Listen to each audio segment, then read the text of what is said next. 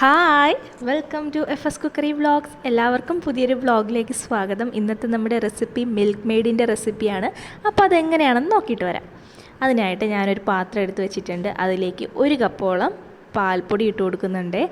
ഇതിലേക്ക് തന്നെ ഞാൻ ഒരു അര ടീസ്പൂണോളം കോൺഫ്ലവർ ഇട്ട് കൊടുക്കുന്നുണ്ട്. അതിലോട്ട് തന്നെ ഞാനിവിടെ ആവശ്യത്തിന് പഞ്ചസാര ഇട്ട് കൊടുക്കുന്നുണ്ട് കേട്ടോ. 1/2 കപ്പ് പഞ്ചസാരയാണ് ഞാനിവിടെ എടുത്തിട്ടുള്ളത്. നിങ്ങൾക്കിത് പൊടിച്ചിട്ടിടുവാണെങ്കിൽ കുറച്ചും കൂടെ ഈസി ആയിട്ട് അലിഞ്ഞ് കിട്ടാൻ എളുപ്പമായിരിക്കും. അപ്പോൾ അങ്ങനെ ചെയ്യണമെന്നുള്ളവർക്ക് അങ്ങനെ ചെയ്യാം. പിന്നെ ഒരു 1/4 ടീസ്പൂണിന് താഴെ 1/4 ടീസ്പൂണിൻ്റെ പകുതിയോളം ബേക്കിംഗ് സോഡ ഇട്ട് കൊടുത്തിട്ടുണ്ട്. പിന്നെ 1/2 കപ്പ് പാലും കൂടെ ചേർത്ത് ഒട്ടും തന്നെ കട്ടകളില്ലാതെ ഒന്ന് ഇളക്കിയെടുക്കുന്നുണ്ട് കേട്ടോ. ഒട്ടും തന്നെ കട്ട ഉണ്ടാവാൻ പാടില്ല. ഇങ്ങനെ നന്നായിട്ട് ഒട്ടും തന്നെ കട്ടയില്ലാതെ ഇളക്കിയിട്ട് ഇത് അടുപ്പിലോട്ട് വെച്ച് കൊടുക്കാം. എന്നിട്ട് മീഡിയം ഫ്ലെയിമിലിട്ട് നന്നായിട്ട് തന്നെ ഒന്ന് ഇളക്കിയെടുക്കണം. ഇത് ഏകദേശം ഒരു 2 മിനിറ്റ് ആകുമ്പോൾ തന്നെ നമുക്കിതിന് കറക്റ്റ് പരുവത്തിന് കിട്ടിയിട്ടുണ്ടാവും. ഇതാണ് കേട്ടോ കറക്റ്റ് കൺസിസ്റ്റൻസി. ഇത് തണുക്കുമ്പം പാകത്തിനാവുമേ. അപ്പോൾ ഇത് ഇങ്ങനെ ആയിട്ടുണ്ട് കേട്ടോ.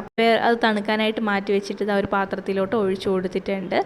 ഇത് നമുക്ക് കറക്റ്റ് നമ്മുടെ കടയിൽ നിന്നൊക്കെ മേടിക്കുന്ന അതേ മിൽക്ക് മെയ്ഡിൻ്റെ ടേസ്റ്റിൽ തന്നെ നമുക്ക് കിട്ടിയിട്ടുണ്ട്. പെർഫെക്റ്റ് ആയിട്ടുള്ള മിൽക്ക് മെയ്ഡിൻ്റെ റെസിപ്പിയാണ്. എല്ലാവരും ഒന്ന് ട്രൈ ചെയ്ത് നോക്കുക. വീഡിയോ ഇഷ്ടമാവുകയാണെങ്കിൽ ലൈക്ക് ചെയ്യുക, ഷെയർ ചെയ്യുക. പ്ലീസ് ഒന്ന് സബ്സ്ക്രൈബ് ചെയ്തേക്കണേ.